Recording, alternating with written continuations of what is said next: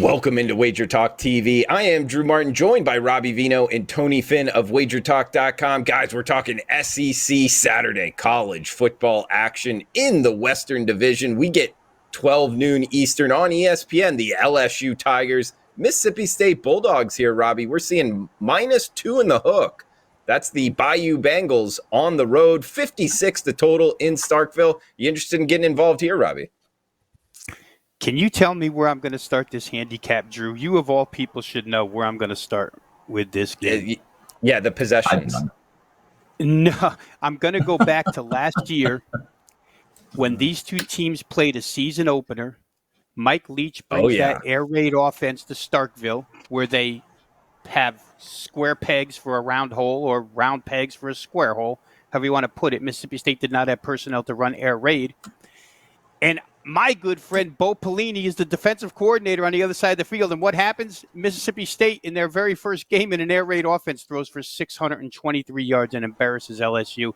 And I think if Ed Orgeron could have fired him that day, he probably would have fired him that day. But that game, Drew, puts the red circle on this contest for LSU. That's an embarrassment. That's not forgotten. I think LSU comes with a little extra chip on their shoulder and ready to play a little bit better this time. They'll be better prepared for air raid. They have two of the best cornerbacks in the nation as far as a tandem is concerned. When you talk about Derek Stingley and Eli Ricks, these guys are tremendous. And if you want to fault the LSU defense for the UCLA loss, then fault it for the run defense, because it was the run defense that failed them on that day. It wasn't the pass defense. UCLA pushed LSU around at the line of scrimmage and ran the football.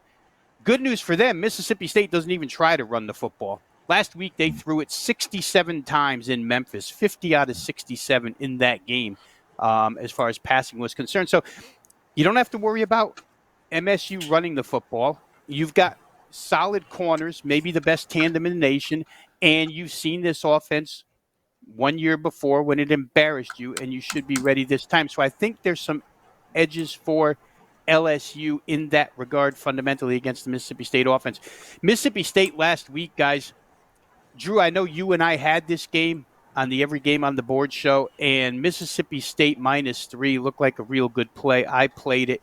They dominated that contest. 83 total plays to 53. They're +30 in that category.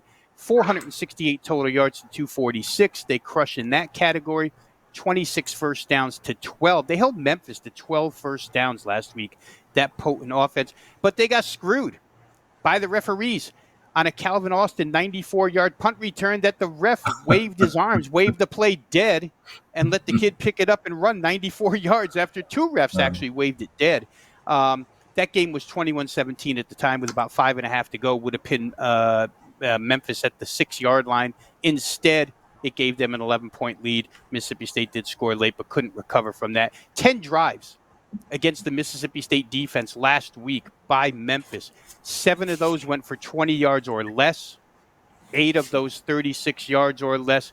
Memphis scores last week on a fumble return for a touchdown, a punt return that was blown dead for a touchdown, and a 36-yard TD drive. That's 21 points that you can't expect every single week.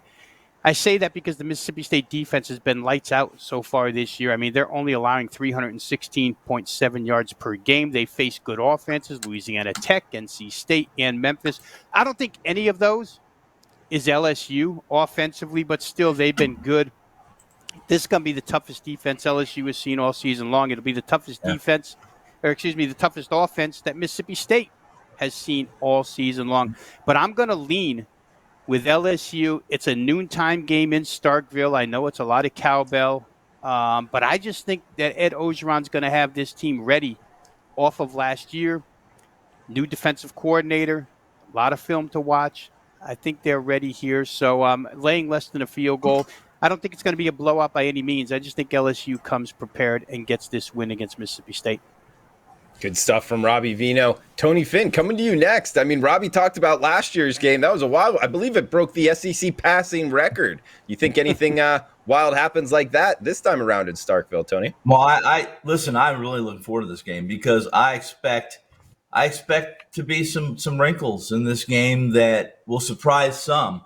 Nothing that Mike Leach does will ever surprise me, and we won't go to the closet story, will we, in this episode? But because we've gone to it, Rob and I far too many times. But LSU is Rob really outlined this beautifully, and that is LSU is a kind of a work in progress. But beating Many State and Central Michigan hardly tell us really whether the Tigers are back at that level that the fans and the athletic department expect them to be at. We'll see. We're going to see. This is going to be a great test. But I trust Mike Leach really to do what he does best, and that is between Saturdays he adds wrinkles to his air raid scheme and variations that he has over the years, and that give him has typically given him an advantage early on. And in-game adjustment is probably not the best thing that Mike Leach does, but between Saturdays I really like what he does. And like Rob explained too, this is a game where you could see this. This is one of the best, maybe the best defense, and Rob coming, the best defense that Mike Leach has ever had and may ever have. Rob mentioned that too. LSU, listen, they have a secondary. Their corners are NFL starters, okay, but they haven't been that great either. They've been nothing special in this game. If you like Mississippi State to win, and you're going to see something you haven't seen from Rodgers this year, and that is you're going to see him throw downfield. Listen, this is Alex Smith football at its best. Mississippi State, they dink, they dunk, they don't run the football, and they dominate time of possession. They wear out the opposition, and their defense good enough that they bring the offense right back on the field. Just do it all over again.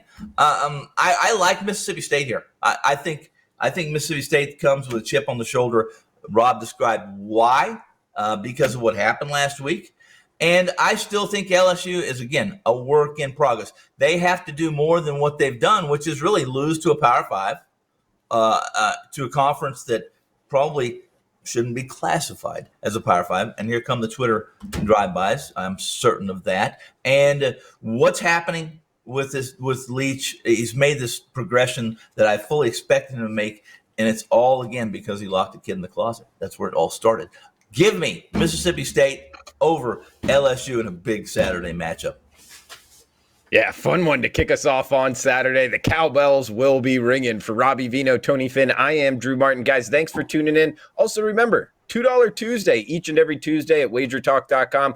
Top play from the top handicapper, discounted to, you guessed it, just $2. Check it out, WagerTalk.com.